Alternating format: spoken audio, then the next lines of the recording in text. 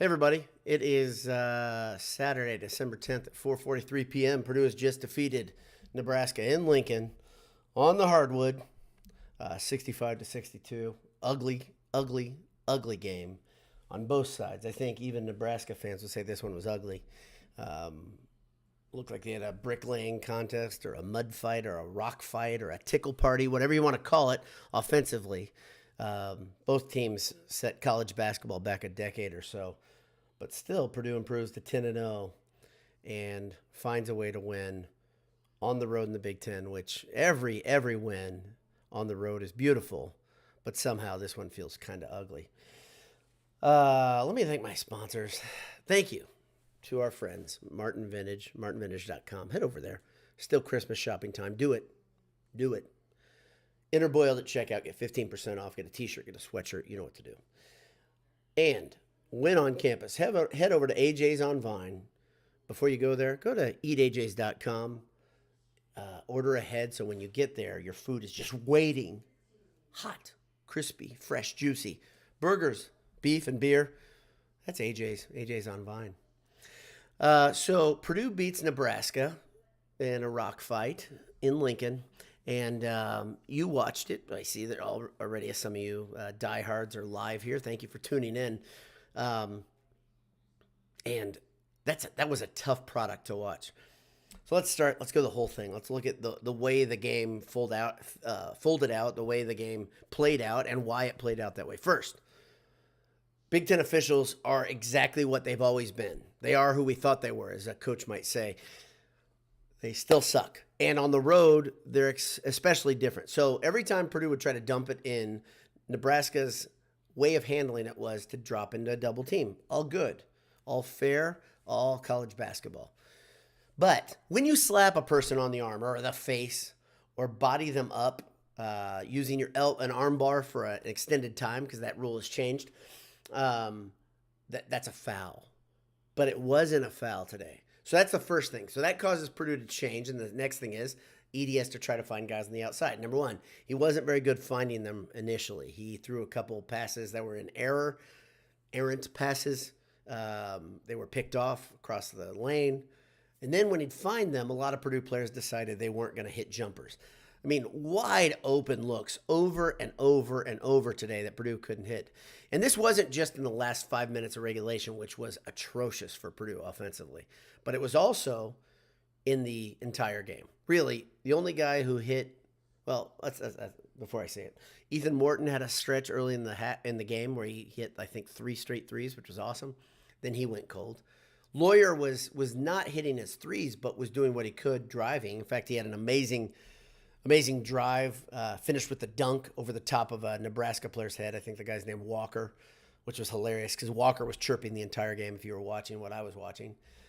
Probably, it's one of those things. Like, I used to say this when I played basketball in the court. I was never a good basketball player, but I would say things like, I'm not letting that guy beat me. And I can imagine Walker saying that to Lawyer. I'm not letting that guy beat me, because look at him. I mean, he's a pasty white kid with a floppy hair and a part.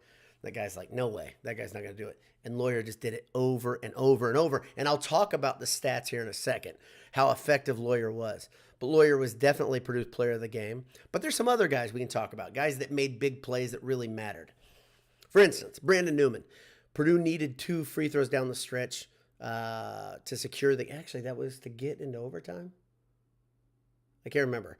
They needed 2 free throws, and Lawyer and Newman came up big. Newman is a different guy. This guy, he looks to pass first. He plays incredible defense.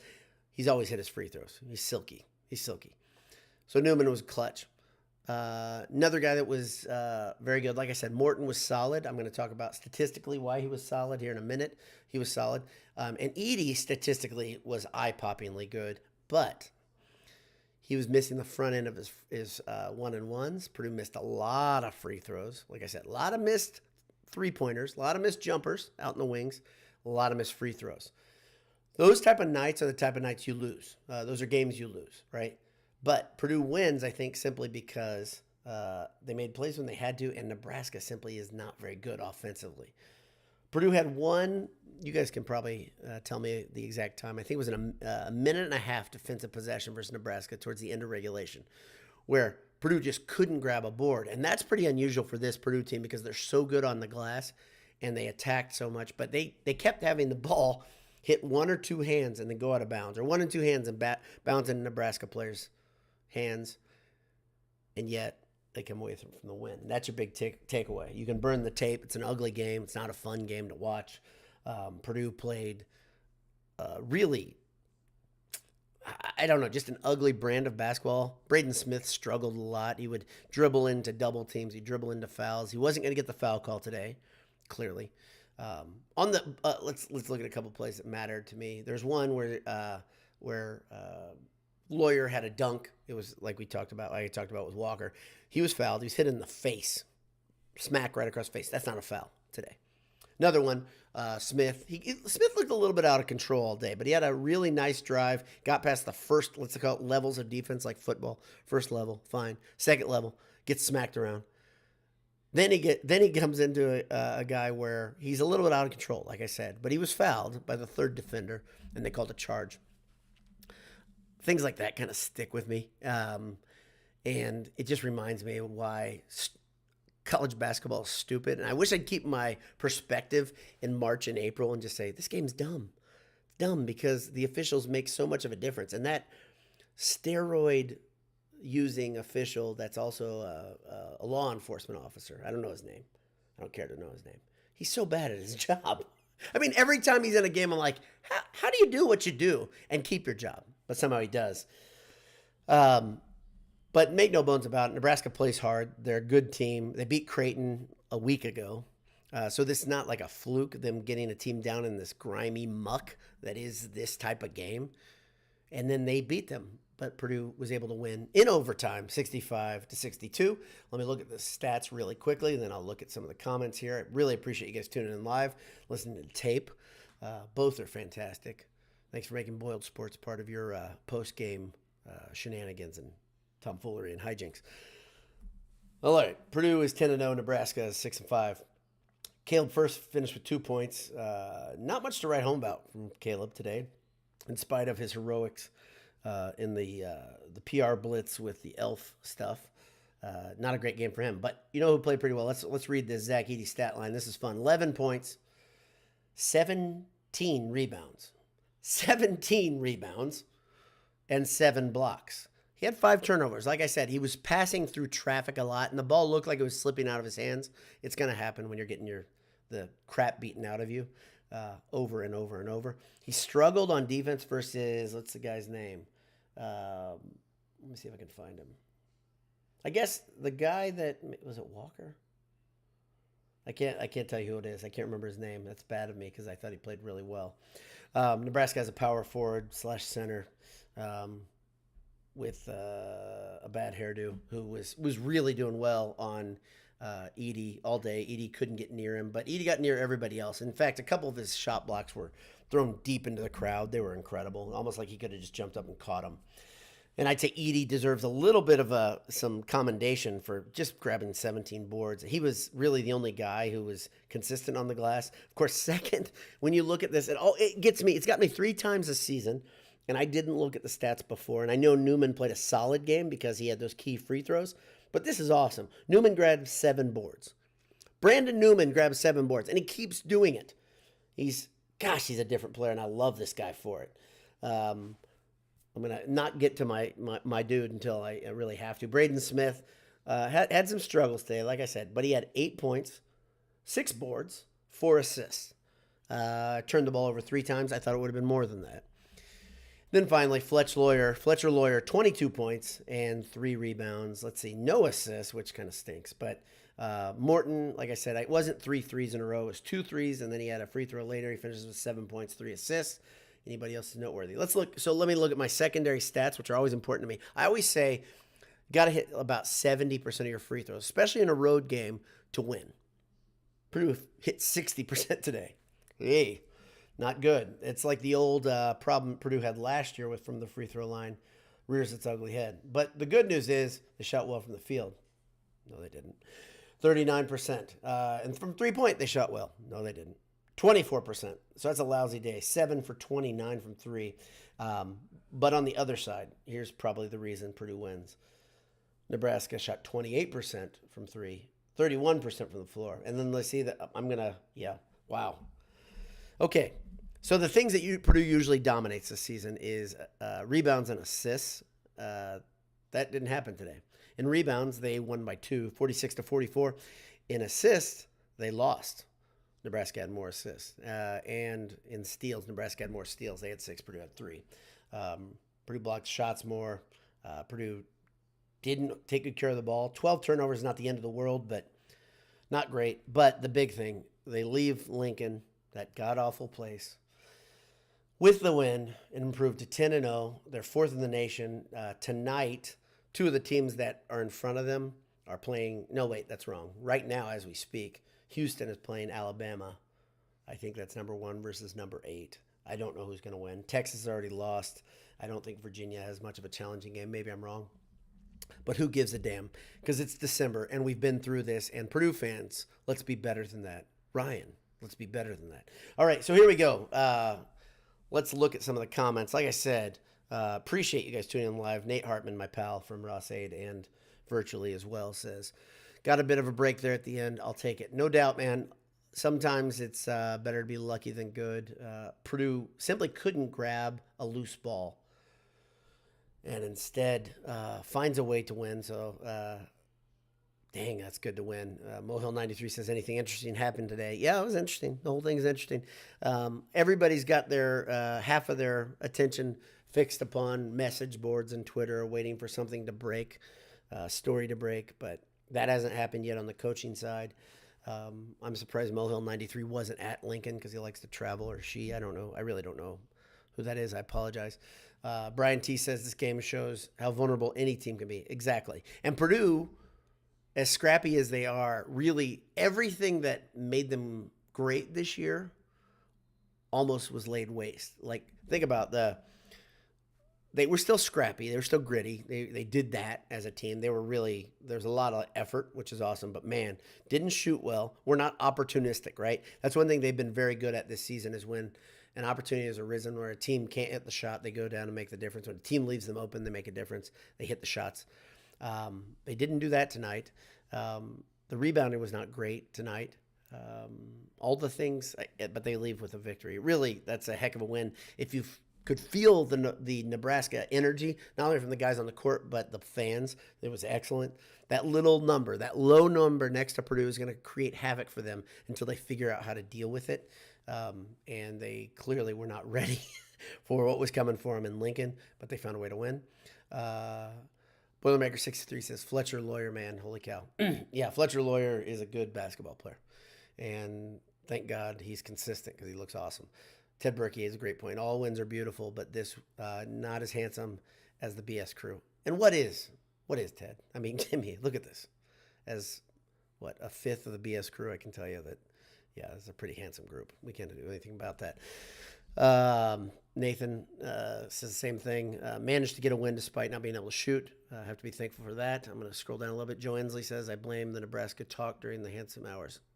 Joe, if we don't talk about, let's go over this. If we don't talk about Nebraska during the handsome hour, Nebraska doesn't beat, was it Iowa? Is that right? Nebraska doesn't beat Iowa, and then Purdue doesn't go to the Big Ten Championship. That's the way it worked out. So, sorry, we knew the cost of it, and we kept with it. So if you don't get the big picture, I mean, goodness, I don't know what to tell you. Let's see, Josh Clark says, Painter with no offensive adjustments. Was bad on his part. No one else really attacking the rim. Has no answers if Edey doesn't show. We are seeing our flaws. Okay, Josh. I'm gonna go back to that point I made earlier. College basketball is stupid. And the reason it's stupid is because you have guys from all different levels of play and experience playing together. And sometimes that shows up. This is one of those games. I'm going to go ahead and say Painter's a really good coach, okay? And you can dislike him if you want. That's okay. I like him a lot. I think he's a great in-game coach. I think he's a great preparer of teams. I think he's a great developer of talent. But I think he's really not very good when the pressure gets on him, and especially in March and April. So if I'm going to look at one little part, I'm going to say that. His in-season adjustments have been amazing. The fact that he's been able to win a ton of Big Ten championships is amazing. And it's not because he always has the most talented team, the most athletic team, but he has an ability to make a team really gel quickly. This team has gelled quickly. I will say it again. Creighton lost to Nebraska in the last week. I believe it was in the last 7 days. I think it was last Saturday. It's tough to win road games in college basketball for many reasons, but I will continue to talk about this. Big Ten refs and college refs love a party. The frothiness of the energy in there, and like they just want to get in and say, yeah, count it, right? So when that opportunity arises, they take it. And it really does affect the game. You guys can say whatever you want. Guys on Twitter, whatever, can say refs are doing a great job. Purdue needs to hit their shots. And you can have both. Purdue not hitting their shots is a thing. Purdue not hitting their free throws is a thing. And the refs sucking, those can all exist at the same time. Not one of them ruins or neutralizes the other. If you watch the game, if you watch the entire court, not just the outside and the wings when Purdue's missing the shot, but watch the way Zach Edey was treated. Go back and watch the tape. I dare you. And watch how many times he was fouled when he got the ball. And that double team, they would come down and they dared officials to call the foul, and the officials simply didn't do their job, which shouldn't surprise us at all. But for some reason, I'm still wound up. It's probably why you're tuned in.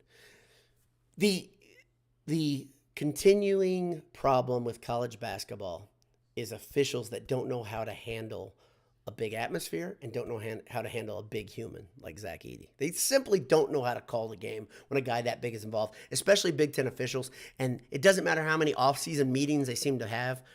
They don't get it.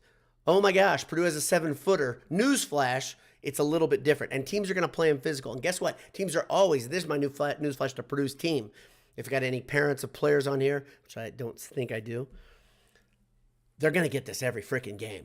Teams are going to come at them. And so when you're not hitting your shots, the game's going to get a lot more difficult, especially when you're not cleaning the glass, which is what this Purdue team is known for. Zach Edey, though, damn it, that guy's a good rebounder. Everything else, he's a good basketball player, okay? I'm not going to start making grandiose statements yet. Purdue's got a lot of good centers. He goes right into that echelon of great Purdue centers. And he is on a trajectory to do some really special things this year. I hope he continues on. I love Zach Edey for a lot of reasons. Let's see. Ed Albany says, the Asian kid reminded me of the guard from Virginia from a couple years ago. Bad memories. The kid, I think he's a Canadian. He's Japanese Canadian. And I combined that to make a cool word. But I don't know. Canadian. Like I always say, Amerasian when you have a kid that's... but he is very, very good. He's a very good player, very clutch. And that kid, I wish I could remember his name right now. I'll tell you what his name was. His name was Tamanaga. Tamanaga was very, very good. He was clutch. He hit a huge three to send to overtime. He was leaning to the right, way off balance, three. Excellent play. And he was just clutch. He drove. He didn't play a ton of minutes. Every time he was given the opportunity to play, he was awesome. He was awesome. Yeah, Joe Ensley said that was Clark from Hawaii. He was good. I think, you guys can tell me I'm wrong, Clark is the guy who made the long pass that put the Purdue-Virginia game into overtime. Bad things, bad memories. Sean Stevens says better team defense than last year. Sean, not close, right? That's not even a competition. And absolutely, the team defense is better. Oliver McLeod says this game is going to go a long way in the development of these young guys. I'm extremely excited about the way the team is being able to pull out a gritty win like this. No doubt. I think that as a coach, it's always easier to coach in the wake of a loss because young players remember what you say and they think you have validity if you say, hey, we didn't do these things and it led to this. Today, Purdue wins and they can clearly say, you didn't do things and this happened. You didn't hit open shots, and this happened. Zach, you didn't recognize the double team soon enough, and because of that, they were able to slide over and get in the passing lane, right? These little things really, really matter, and Purdue has a lot of growth potential still. So the question is, when will this team peak? I said wait till January. I think they'll really hit their stride. So you've got 20 days till January, 21 days till January, and I think this team has a ton of growth potential. I think they will get better. I would love to see them peak in March or April. They're so young. They're so promising. And they've got one of the best weapons in college basketball in Zach Edey. He's impossible to keep out of the stat sheet, as you see today. They did everything they could to keep him unimportant in that game. And he was absolutely imperative in the victory. Tamanaga with a major Jeremy Lin, Nick vibes. I'm going to do something right now. I'm going to compare here. I did this in a text thread. Okay, I'm going to do something, and Anish and I talked about this in private, but Fletcher Lawyer has a Reggie Miller game. And what I mean by that is if you watch Fletcher Lawyer without the ball, watch how much he moves. He wears out the guy who's guarding him. Watch the curls he's running. Watch, he never stops. He is always in motion. That makes it so hard on the defender, and eventually the defender may take a nap, may get on his heels, whatever it takes. May have to run through 2, 3, 4 picks and to get to Lawyer, and Lawyer does not stop. And that relentlessness is what's creating the play. Lawyer has been excellent. Purdue has been damn solid. They're 10-0, and they're in the driver's seat. To get even higher, they're going to at least go up one spot, I think, this week. I think that's right. I think they're almost guaranteed that. But they could move up a couple more. Who knows? Joe Inslee says, I like Anish's smooch comparison for Fletch. And so we talked about this in our private text thread. I think that Lawyer is quicker with the ball in his hands than E'Twaun Moore. I know a lot of people will disagree with me with that, but especially Moore's freshman year, because he improved a lot. If you remember back, Moore was kind of an incomplete product. He could score, he could shoot, but he was much better by the time he was a senior, especially on defense. Much more complete player. But I think Lawyer, right out of the box, is quicker with the ball in his hands than Smooge was. So that's my big.